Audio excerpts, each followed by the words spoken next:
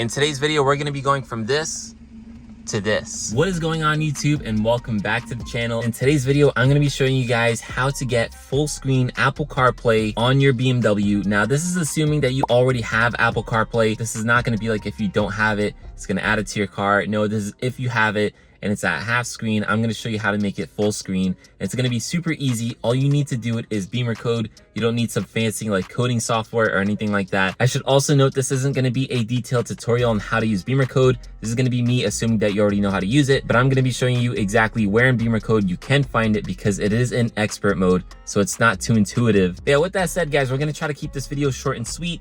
So let's just jump into it. So before we get coding, maybe just a quick look at the before. So of course, this car does currently have Apple CarPlay, but unfortunately it only takes up half the screen. So if you want to use your maps, it is just a lot smaller. Same thing with everything else. If you want to go into your apps, it's super small here. And even if you want to look at like your main menu over here, which I love looking at because you can see both your music and Google Maps at the same time, it's just super small. But what we're going to do is code it so that it takes up the entire screen over here. We are going to lose this little insight thing to our MPG. By the way, if you're wondering, I have such bad MPG right now because the car's just been sitting, but I think it's going to be worth it to have a full screen of Apple CarPlay. Just a heads up, if you are new to BimmerCode, you do need an OBD adapter. That's basically what connects your phone to your car, and then you also need the BimmerCode app. So if you guys want the BimmerCode app, just check it out in the App Store. You can literally just search for BimmerCode. If you guys need an adapter, these are two of some of the best options out there. So you have this over here, which is a VP Bluetooth adapter. If I can just open it up and show you guys really quickly. And then this one over here, which is definitely the better one, is a Keys Wi-Fi adapter.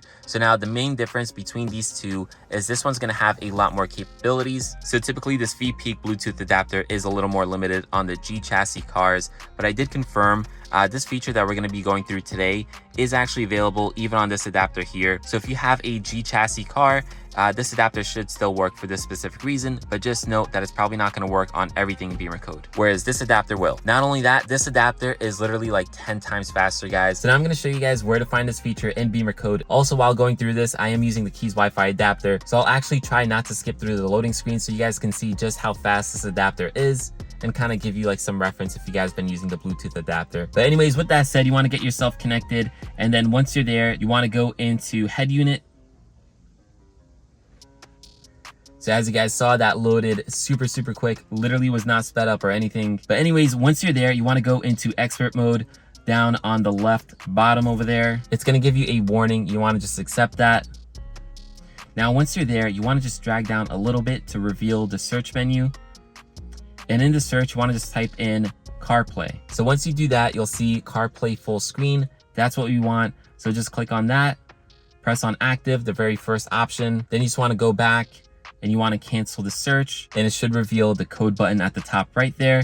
You just want to code and you're pretty much set. All right, and now with the coding done, let me show you guys what the final product looks like. And just right off the bat, you can see how much better it looks. So as you guys can see here, Apple CarPlay is now the entire screen. Unfortunately on camera, it's doing that weird like flashing thing, but I promise you guys in person, it definitely does not do that. But anyways, you can see now on the main screen of Apple CarPlay, I have my maps over here, which is really large. And then I still have my music on the side over here. Whereas before, just this side over here was dedicated to Apple CarPlay. Now it takes up the entire thing. And now if we go into just Google Maps, you guys can see the maps will take up the entire screen, just making it a lot easier to read. It's just a lot more useful in my opinion. Now, obviously that's going to apply to everything. So if you go into music, if you go into the phone app, and even if you go into like where we were before, the main screen, of course, that's the entire screen.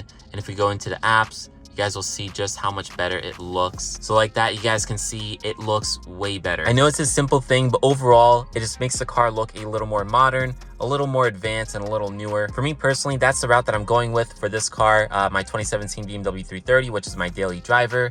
I have the digital cluster over here. I now have full screen Apple CarPlay.